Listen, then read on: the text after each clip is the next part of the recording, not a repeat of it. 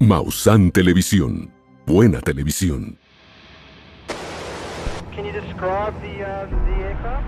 As it's flying past, it's a long shape. A las 7, a la misma altura. Cannot identify. Como a las 7, 8 de la posición.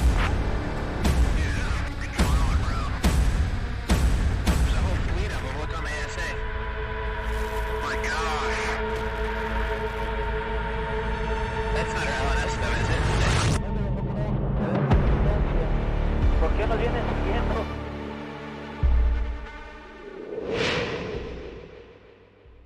Yo tenía ese sector bajo mi responsabilidad y dos ecos que estaban cerca de la aeronave y que supuse que podían ser cualquier otra cosa. Y en el World Trade Center tiene un incidente grave. Si ese avión se hubiera caído, yo ahorita no estaría acá hablando contigo.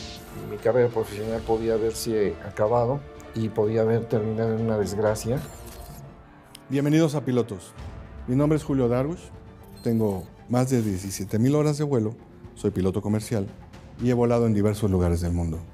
Mucha gente me pregunta que si he visto ovnis y mi respuesta es que sí. El día de hoy tengo un invitado muy especial, su nombre es Enrique Kolbeck, él es controlador aéreo. Nos va a contar lo que tuvo de experiencia en sus pantallas con referencia a un avión que venía en aproximación a la Ciudad de México y tuvieron un evento muy importante. Les va a gustar. Pero antes los dejo con Alfonso Salazar, técnico en aviación, que tiene una compilación de más de 70 años de estudio en ufología aeronáutica, con un caso muy importante del pasado, pero también llevado el contexto al programa de hoy. Así que, bienvenidos a Pilotos.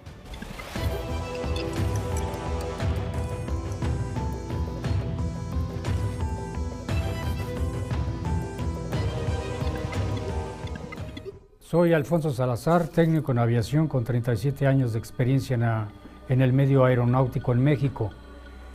Y en mis archivos tengo reportes desde hace 70 años de encuentro de objetos voladores no identificados con aviones tanto de México como de otras partes del mundo.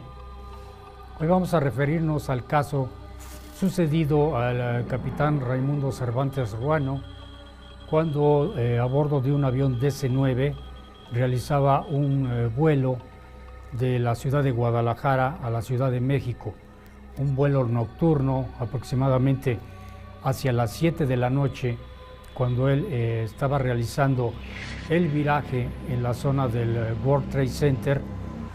Sintieron un golpe muy fuerte en la parte inferior del avión. Inmediatamente se comunicó a la torre de control para solicitarle informes, ya que él pensaba que posiblemente le había pegado a uno de los helicópteros que en aquel año de 1998 surcaban los cielos de la Ciudad de México. Estos helicópteros reportaban el tráfico citadino a diferentes estaciones de radio en aquel 1998. De la torre de control le informaron que no tenían ellos conocimiento de algún helicóptero que estuviera volando sobre la zona del World Trade Center. Entonces él solicitó permiso para sobrevolar con el tren abajo para ver si las tres piernas del tren de aterrizaje del DC-9 habían descendido normalmente. De la torre de control se le autorizó a que volara frente a la torre de control en el Aeropuerto Internacional de la Ciudad de México y se verificó que efectivamente las tres piernas del avión habían bajado y que no se veía algún daño visible del avión de pasajeros. Cabe recordar que ese avión traía aproximadamente a 90 personas a bordo, más la tripulación y los pilotos. Para este momento ya había vehículos de emergencia, de bomberos y algunas ambulancias esperando el aterrizaje de ese avión mexicano. Al aterrizar, inmediatamente se llevó a la zona remota, esto es al final del aeropuerto, y ahí se bajó a todos los pasajeros. Aterrizó sin ninguna novedad. El día de hoy tenemos a el piloto y controlador aéreo Enrique Kolbeck. Bienvenido, Enrique, ¿cómo estás? Qué gusto, Julio. Qué gusto verte. Gracias por la invitación, qué amable. Bienvenido. Enrique, ¿nos puedes contar un poco de ti, de tu carrera? Sí, Bueno, yo soy controlador desde hace 48 años, estoy en la aviación, me hice piloto después, me he dedicado a varias cosas dentro de mi área académica, primero en la universidad, después en el ámbito aeronáutico, que fue el que me llamó la atención. Después como piloto también tuve mis experiencias, pero lo que realmente me causó un prurito específico, porque yo cuando joven entré a esto de la aviación, escuchaba que habían pasado algunos incidentes graves y que la gente no le dábamos importancia, y yo me cuento entre ellos. Y en un incidente en donde me di cuenta que mi carrera profesional podía haberse acabado y podía haber terminado en una desgracia, este evento fue que me di cuenta de la importancia de este fenómeno. ¿Nos puedes contar ese evento que te hizo cambiar? Sí, fue un evento con un vuelo de Aeroméxico, en un vuelo doméstico que venía de Guadalajara. Yo tenía ese sector bajo mi responsabilidad. Cuando despega del área terminal, a mí me lo pasan a unas 50, 40 millas de Guadalajara. Lo vigilo en su nivel de crucero, y justamente cuando estaba llegando a México había hace mucho tiempo una llegada a Pasteje. En aquel entonces en la vigilancia yo vi 2 ecos primarios, porque esto es importante, bueno, ustedes como profesionales saben, este fenómeno a través del radar se ve en eco primario, nada más. Entonces vi 2 ecos que estaban cerca de la aeronave y que supuse que podían ser cualquier otra cosa, y como en el eco primario no hay altitud, pues podía haber sido helicópteros que en aquel entonces eran tráficos que reportaban el tráfico en ciertos lugares, ¿no? Lo pasé a terminal. Terminal le dio el último procedimiento a la aproximación final, y en el World Trade Center ahí tiene un incidente grave. Ahí le pegan a un objeto que estaba volando estático apenas arriba del World Trade Center. Por ahí, afortunado, desgraciadamente, por ahí pasaba o pasa todavía actualmente la aproximación final a las pistas 5, y tuvo el incidente. Media hora antes de esto, nosotros trabajando habíamos recibido una llamada y otras autoridades llamadas en lo particular de ese objeto que estaba arriba del World Trade Center, de lo que nadie sabía nada, en el radar no se veía. Una persona que sabía de aviación, que tenía los teléfonos de nosotros en el centro de control, nos dice que ahí había un objeto que hasta las ventanas se le veían y que todos los aviones le pasaban muy cerca. A lo que pues en un principio nos reímos, pensamos que era una broma, después que veo del personal que nos estaba llamando, y finalmente cuando yo me voy al descanso sucede el problema.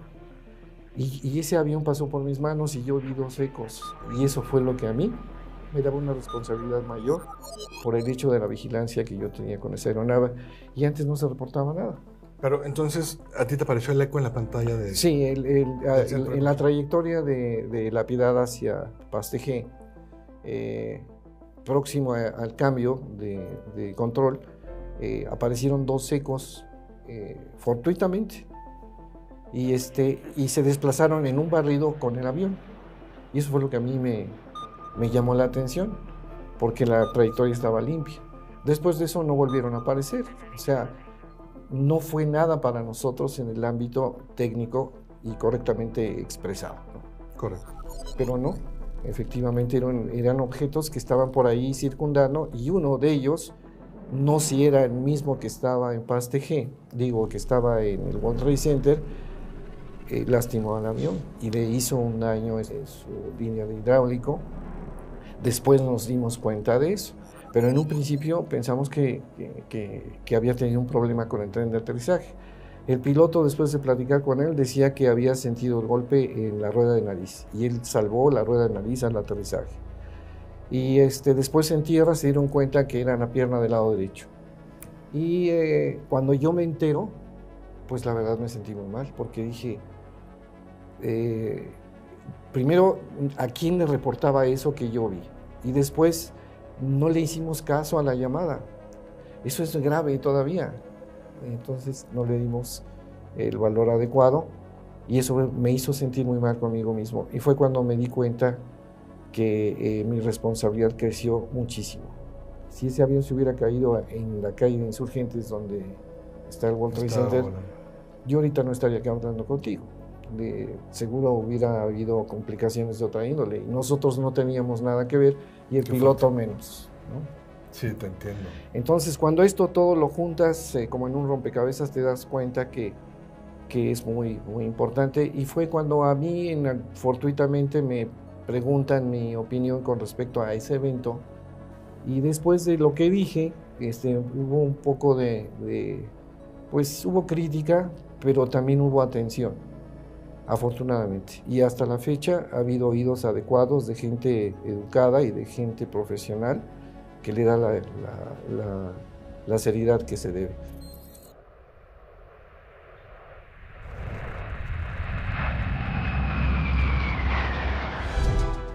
San Televisión.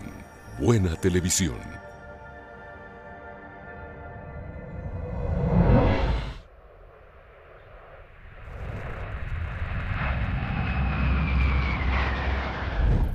Para que la gente entienda un poco. En ese momento, tu acción debe haber sido que descontinuara la aproximación del avión. No, porque estaban a un lado derecho del avión y podía haber sido cualquier otra cosa. Pero entonces, ¿por qué tienes como esa sensación? Porque yo ya había oído años antes de casos como uno de Acapulco, otro del piloto Carlos Antonio de los Santos, sí, el piloto de la Escuela 54 de la Escuela México, que fue raptado, y todo me parecía como película y tonterías, hasta que te pasan las cosas. Sí, así pasa. Los que nos han contactado o buscado es porque ya sufrieron. Sí. Cuando yo me puse en los zapatos de estas personas, dije, pero qué estúpido soy, ¿cómo es posible que me hubiera yo permitido eso? Cuando es bien importante. Y a estas personas todo el mundo las fastidió, las molestó. Inclusive este señor Carlos Antonio tuvo muchos problemas para poder volar. Y eso se me hace injusto y muy grave. Sobre todo hoy en esta época que ya tenemos una tecnología desarrollada y que cualquiera puede tener la buena o mala suerte, velo como tú quieras, de estar enfrente de este evento. Pero los profesionales de la aviación estamos en riesgo en ese sentido. Sí. ¿Qué propondrías tú ahora? Pues hacer un seguimiento importante de, primero que esta labor que hacen ustedes y con esta clase de eventos, concientizar un poco más a la responsabilidad que ya es bastante grande de un controlador y de un piloto, hablando de la parte que tiene que ver directamente con el fenómeno, ¿no? Sí. De hacer los reportes adecuados, que no se queden con nada, porque esto va a dar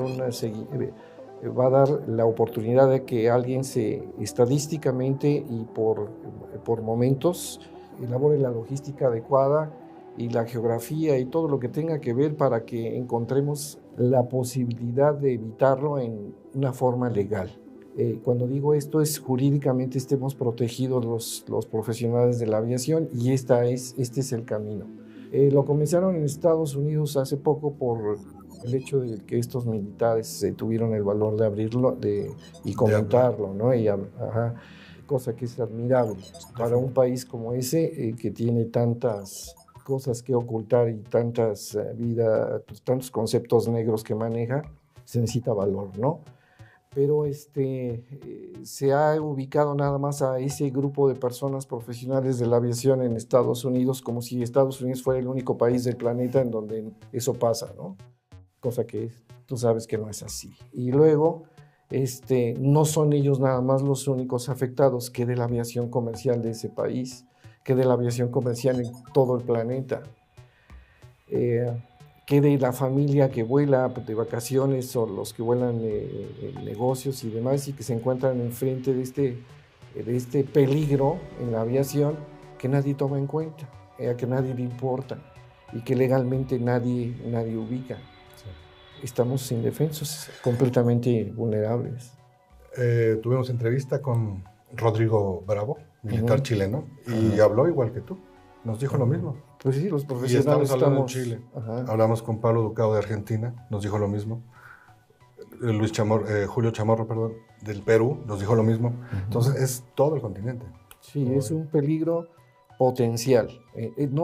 Y tú como profesional en la aviación sabes que tú puedes tener el avistamiento, admirarlo y en un momento dado, no sé cuál sería tu reacción, pero lo puedes ver.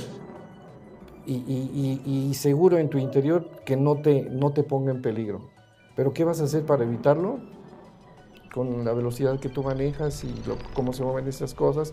Y tú sabes qué va a hacer y tú sabes cómo va a volar.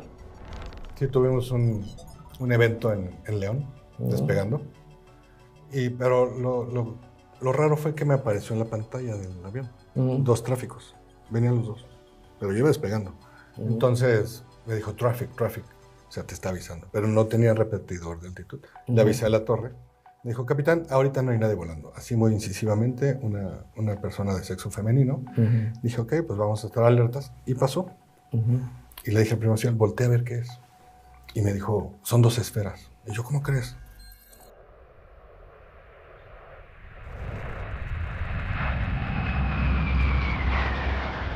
San Televisión, buena televisión.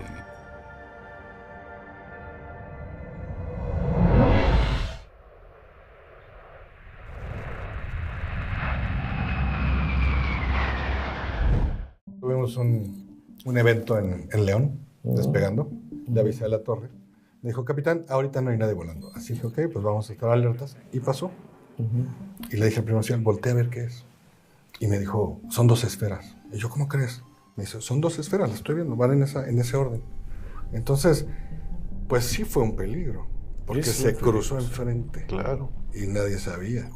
Y yo pues ya no supe qué hacer más que cualquier cosa, pues iba a meter más potencia y ascender más rápido.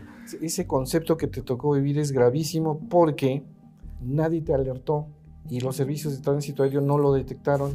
Si no el de torre hubiera inmediatamente avisado, hay algo ahí que no está en contacto con nosotros, como cuando nos toca, ¿no? De momento te doy información de tráfico, está así, está acá, sí, y no está en contacto con nosotros. Exacto. ¿Por qué? Y tú ya alertas tu condición de vuelo y sabes qué vas a hacer. Yo ya te dije, yo te voy a dar instrucciones, pero tú ya estás en sobrealerta para que tú tomes una decisión en caso de que eso te afecte a ti. Correcto. Estamos hablando de tráfico conocido. Esto está fuera de...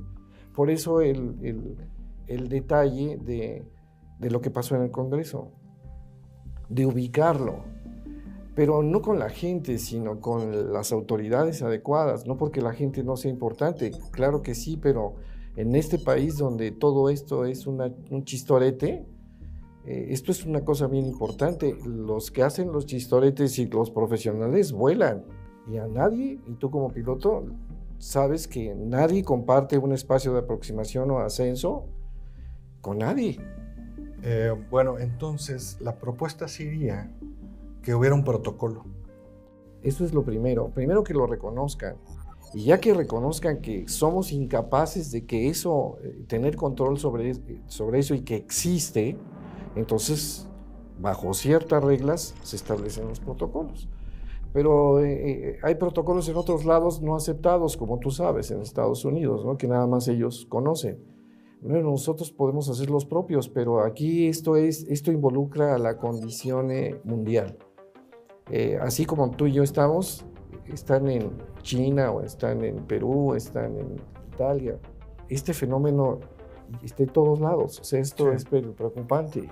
Te quisiera preguntar, y esto es para el público, ¿nos puedes dar una breve explicación de un eco primario y un eco secundario? Sí, claro. Por favor. El eco primario es la energía que sale de una antena radar y que viaja en el espacio, pega con un objeto que tiene que ser sólido, tiene ciertas circunstancias de reflejo. Ese tiene un camino de regreso y de acuerdo a una rotación o velocidad de rotación establecemos un azimut y un movimiento, pero no tenemos altitud y no tenemos más que la condición de viraje y dirección, ¿no? Correcto. Ese es el radar primario, es la respuesta del eco de la energía que sale, pega con un objeto que debe de ser sólido y que debe reflejar esa condición. Se hace un cálculo en el tiempo que tarde y regrese y el desfasamiento, sabes hacia dónde se está moviendo y la distancia en la que está. Y el eco secundario establece del sistema radar, secundario es el que trae a bordo de la aeronave y que interactúa con el avión y que tiene precisamente como en un radio normal, para quienes no saben de aviación, pero y un código de 4 dígitos. Se establece una información, identifica, pregunta y respuesta, y además saca de una base de datos una serie de eventos que ya conforman una serie y te dan un eco con un vector y una etiqueta, y eso establece el concepto comercial, tipo de aeronave, velocidad, altitud, etcétera, etcétera. Ahí viene toda la información de la aeronave. Pero este fenómeno, pues obviamente no cuenta con ese transponder y no tiene esa información. O sea que en eco secundario no hay detección. En eco primario sí. Quise preguntar eso porque entonces, si el eco primario te muestra que hay algo, es algo sólido que está ahí. Exacto. Y con todo lo que ahora se sabe y que se ha visto, que se ha filmado, porque con tu teléfono puedes hacer esas maravillas, estas cosas parecen ser translúcidas unas, otras sí son muy objetivas en su materia, y los desplazamientos que le ganan a la rotación de un radar primario. Gracias, Enrique. Yo creo que esto nos dice todo lo que teníamos que saber. No sé si quieras decir algo en conclusión. Pues nada más alentar a tus compañeros pilotos, a nuestros compañeros pilotos, a todo el ámbito profesional que tenemos en México, que es muy bonito, combinarlos a que esa profesionalidad no los vuele, más allá de los motores que traen, sino que establezca la seriedad de poder reportar estos eventos, porque gracias a eso vamos a protegernos con todo lo que platicamos anteriormente de una manera jurídica adecuada, y eso es muy bueno. Excelente. Pues muchas gracias, Enrique. Gracias por esta maravillosa plática y gracias por tu presencia. Ha sido un gusto y siempre va a ser un placer. Igualmente, Enrique. Gracias. Ya lo sabes. Muchas gracias. Nos despedimos. Enrique Colbe con nosotros, programa Pilotos. Nos vemos próximamente. ¿Por qué no vienes siguiendo?